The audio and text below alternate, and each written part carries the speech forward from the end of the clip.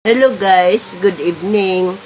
Magandang gabi sa inyong mga followers ko tsaka mga viewers ko. Tungkol naman po sa maraming salamat nga pala sa mga viewers ko sa mga nagjo-join sa live ko lagi. Nagpapasalamat ako sa kanila ng malaki. Oo.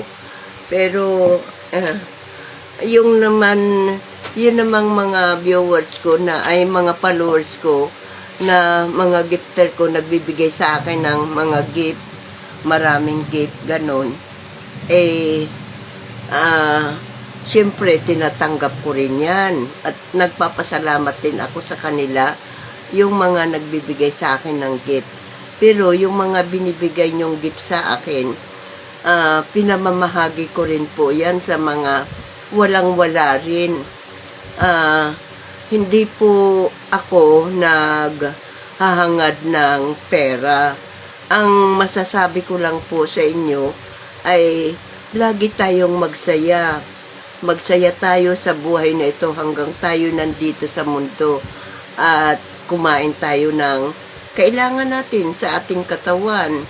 Pero yung sabihin mo maghangad, sa totoo lang, wala kaming gamit kundi isang ventilador na maingay na akala ng viewers ko ay malakas ang ulan dito sa amin.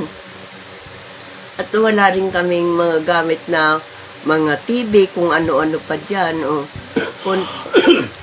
Ilang plato lang, tsaka damit namin. Yun lang talaga. At tsaka kwarto na maliit na inuupahan ko ng 4,500 monthly.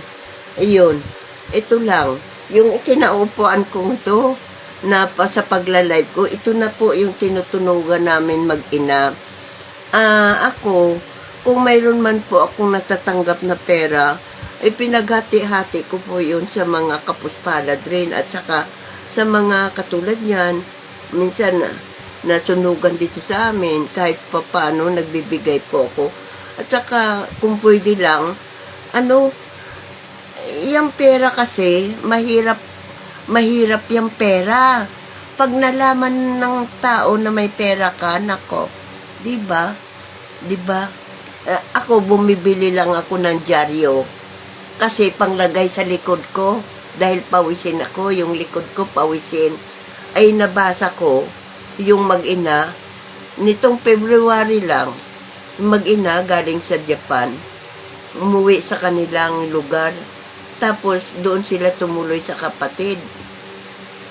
Nabasa ko yun doon sa dyaryo na binili ko. Akalain mo, naku, kawawa talaga ang nangyari sa mag-ina.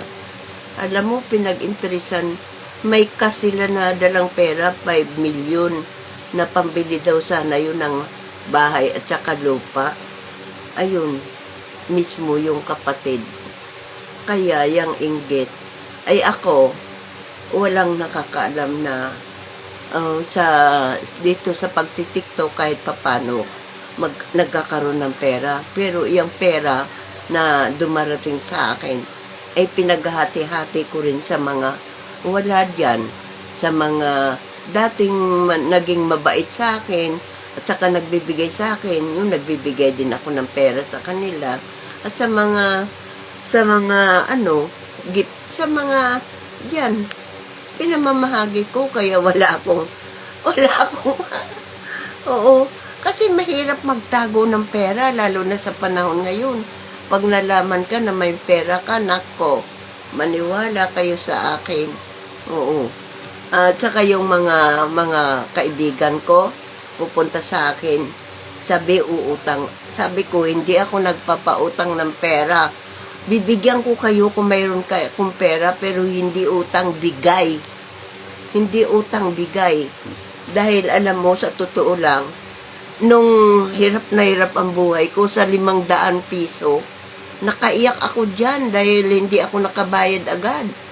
Nakaiyak ako dyan sa 500 piso. Ngayon, ginagawa ko naman, kung magpunta dito, at saka nangangailangan sila ng pera, sabi ko, hindi ako nagpapautang. Wala akong pinapautang ng pera. Bibigyan ko na lang kayo kung may pera ako. Binibigyan ko na lang sila. At saka, siyempre, sa mga kasamaan ko ring mga creator, kung pwede lang, magbibigay din ako. Ay binibigyan din nila ako eh. Ay hindi nga ako makaganti doon sa mga malalaking mag-gift sa akin. Yung mga sikat dyan. Oo, maraming sikat yan na nagbibigay sa akin ng malaking gift. Ay, ayun, nagpapasalamat talaga ako sa kanila kasi marami din po ang natutulungan ko. Oo, sa perang hawak ko. Hindi ako ng pera kasi matanda na ako. Sabi sa akin, nang una talaga yung goal ko sana po magkaroon ako ng sariling bahay dahil parang sawang-sawa na po ako ngupahan. Biruin mo, magmula nung mag-retired ako sa SSS, ay yung pera na pensyon ko sa SSS, pang bahay lang po talaga yan. Binabayad namin sa bahay. Oo. Kasi nga ayaw ko namang mapaya ako sa inuupahan ko na hindi ako magbabayad. Sabi ko sa anak ko, kahit wala tayong tanghalian, wala tayong hapunan, basta yung pera niyan pangbayad yan sa bahay. Yung pensyon ko sa SSS, kaya yun, lahat ng inupahan namin, lagi kaming polypaid. Kasi nakakahiya nga. Ayaw kong pagsalitaan ako ng masakit. Kaya kahit nagugutom kami, wala kaming makain, binabayad namin sa bahay yung pensyon ko. At saka nagtitinda na lang kami para sa kakainin namin. Oo. Hello guys, maraming salamat ha. Yung lahat ng nagigip sa akin, nagpapasalamat ako sa kanila ng malaki. Dahil, sabi ko nga, better to give more than to receive. Ang mas mapalad raw yung nagbibigay kaysa tumatanggap. Ngayon naman po, hati-hati lang. Nibigay ko rin sa kanila yung mga iba kong mga nagagaling din sa nagigip sa akin. Yun nga lang po ang masasabi ko. Gifter ako.